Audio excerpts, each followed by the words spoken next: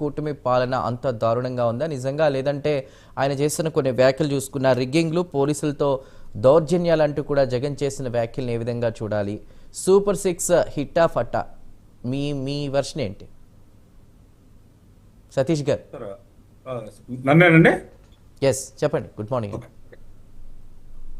Super 6 లో మనం చూసుకుంటే గత ప్రభుత్వం మిగిల్చిన ఆర్థిక ఇబ్బందులు ఎన్నో ఉండి వాటిల్ని అధిగమించి సూపర్ 6 పథకాలని అమలు చేయడానికి అయితే వాళ్ళు సాయశక్తులా ప్రయత్నిస్తున్నారండి. ఆల్రెడీ 4 పథకాలు ఇంప్లిమెంట్ చేయడం జరిగింది. ఇంకొక 2 నెక్స్ట్ మంత్ లో మహిళా దాని గురించి కానీ మిగతా పథకం కానీ మనం చేయడానికి అయితే వీళ్ళు సిద్ధం చేస్తున్నారు. వీళ్ళ వెళ్తున్న తీరైతే మాత్రం గత ప్రభుత్వంలో జరిగిన దౌర్జన్యాలు, కనీస పాలన అంటే మినిమం మౌలిక సదుపాయాలు కూడా లేని ప్రభుత్వం అయితే చూసాము. గత వైసీపీ గవర్నమెంట్ లో కనీసం రోడ్లు కూడా వేయలేని పరిస్థితిలో ఉండేవారు. ఈ ఈ ఈ ప్రభుత్వంలో, కూటమి ప్రభుత్వంలో మౌలిక సదుపాయాలు కల్పనలో మొన్న తాగునీరు కానీ, సాగునీరు కానీ, రోడ్లు కానీ ఇలాంటి అభివృద్ధి పనులు ఎన్నో చేశారు వాళ్ళు.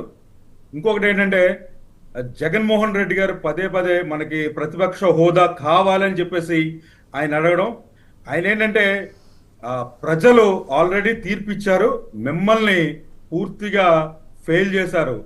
10th క్లాసు ఫెయిల్ అయిన ఒక విద్యార్థి ఒక ఇంటర్మీడియట్ సీట్ కావాలని చెప్పేసి అడగడం ఎంత తప్పో, మీరు ప్రజా తీర్పుని గౌరవించి వాళ్ళ ప్రతిపక్ష హోదాను కూడా ఇవ్వలేదు. మీరేంటంటే ప్రజల సమస్యలు ఇప్పటికైనా సరే అర్థం చేసుకోండి, వాళ్ళ సమస్యలను ముందుకు తీసుకెళ్ళి తిరిగి విశ్వాసం పొందేలాగా మీరు ప్రయత్నించాలని చెప్పేసి వైసీపీ ప్రభుత్వానికి చెప్తున్నాను. ఇంకొకటి ఏంటంటే గత ప్రభుత్వంలో చాలా సార్లు జగన్మోహన్ రెడ్డి గారు పదే పదే చెప్పారు, మీకు 23 సీట్లు ఉన్నాయి, నేను ఒక్క 5 లాక్కుంటే మీకు ప్రతిపక్ష హోదా కూడా ఉండదని చెప్పేసి పదే పదే చెప్పిన సందర్భాలు ఉన్నాయి. ఆ మాత్రం ఆయనగా చెప్పిన విషయం ఇప్పటికి ఈయనకి గుర్తు రాకపోవడం, అసలు ప్రతిపక్ష హోదాకి ఎన్ని సీట్లు కావాలి అనేది తెలిసి కూడా పదే పదే మాట్లాడడం. అసలు ఒకసారి అసెంబ్లీకి వెళ్ళండి. అంటే ఒకటి సతీష్ గారు 18 స్థానాలు ఉండాలి కదా, సతీష్ గారు ఇంత మిమ్మల్ని తక్కువ మాట్లాడినవరు అని చెప్పేసి అన్నారు. అయితే ఆయన కూడా అర్థం సతీష్ గారు ఏంటంటే సతీష్ గారు 18 స్థానాలు ఏవో కావాలి కదా, 11 స్థానాలు వచ్చినటువంటి వైఎస్ఆర్సీపీ ఎందుకు అంత డిమాండ్ చేస్తోంది ప్రతిపక్ష హోదా? దాన్ని ఒక బ్రహ్మ పదార్థంగా ఎందుకు చూస్తోంది? ఇప్పుడు ఆల్రెడీ ఏదైతే ప్రెస్ మీట్లు పెట్టి ప్రశ్నిస్తున్నారో అసెంబ్లీకి వచ్చి ప్రశ్నించడానికి ఎందుకు జంకుతున్నారు లేదా వెనకడుగు వేస్తున్నారు? ఏంటి కారణం? ఏమై ఉండొచ్చు? అయితే వాళ్ళు గత ప్రభుత్వంలో ఒక కౌరవ సభ తలపించేలాగా వ్యవహరించారండి. వాళ్ళు పదే పదే పర్సనల్ గా వ్యక్తిగత విషయాల మీద చర్చలు చేస్తూ టైంపాస్ చేశారు. ఎదుటి వాళ్ళని కవ్వించే చర్యలు అయితే చేశారు. అదే భయం వాళ్ళకైతే ఉంది. వాళ్ళు చూపించే ఇది ఏంటంటే వాళ్ళకి అసెంబ్లీకి వెళ్ళడానికే ఇష్టం లేదు. ఫస్ట్ ఆఫ్ ఆల్ గత ప్రభుత్వంలో ప్రజా సమస్యలు ఎంతవరకు పట్టించుకున్నారో మనం అయితే చూసాము. అయితే వీళ్ళు ఏదో ఒక విధంగా మన అసెంబ్లీకి కూడా వెళ్ళడం ఇష్టం లేక వాళ్ళు చేసే ప్రయత్నం మాత్రమే. అయితే జగన్మోహన్ రెడ్డి గారు అర్థం చేసుకోవాల్సిన విషయం ఏంటంటే ప్రతిదీ కూడా అసెంబ్లీలోనే కాదు, మన ప్రజా పోరాటాలు కూడా చేసి మనం వైఎస్ఆర్ ప్రభుత్వంలో ఆయన రైతులకి విద్యుత్ గురించి బషీర్బాగ్ లో చేసిన ఉద్యమాలు గాని ఇలాంటివి ఎంతో స్ఫూర్తినైతే ఇస్తాయి. కానీ ఒకటండి, బాహాటంగానే కూటమి ప్రభుత్వం నుంచి చెప్తున్నారు కదా, మీరు అసెంబ్లీకి రండి, గతంలో మీరు చేసినటువంటి పనులు మేము చెయ్యము, అలా చేస్తే కొన్ని ఎథిక్స్ ఫాలో అయ్యేటువంటి జనసేన అధినేత డిప్యూటీ సీఎం పవన్ కళ్యాణ్ గారు కూడా ప్రశ్నిస్తారు కూటమి ప్రభుత్వాన్ని, అది కరెక్ట్ కాదు అని.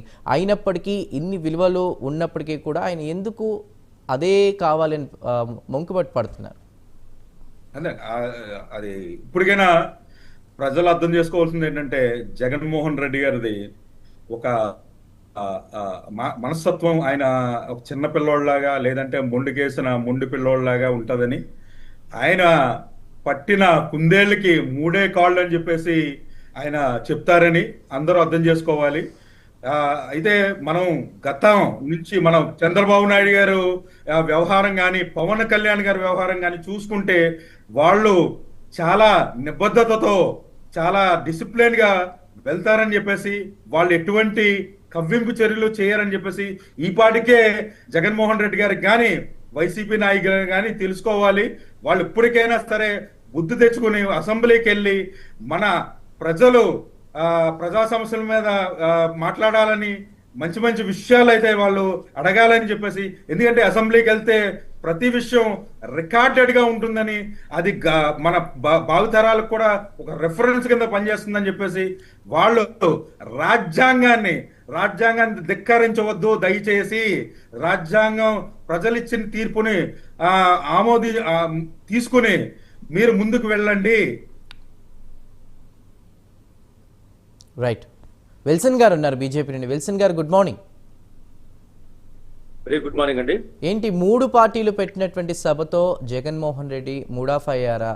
కూటమి ప్రభుత్వం చేస్తున్నటువంటి ఏవైతే పనులు ఉన్నాయో అవన్నీ కూడా ప్రజల్లో అంత ఇది సక్సెస్ఫుల్గా వెళ్ళట్లేదు, ప్రజల్లో ఆల్రెడీ ప్రజాక్షేత్రంలో వ్యతిరేకత వచ్చింది కాబట్టి ఇది కవర్ చేసుకునే సభ, ఫెయిల్యూర్ సభ అంటూ కూడా వైసీపీ చేస్తున్న ఆరోపణల్లో నిజమెంత? మీ కామెంట్ ఏంటి?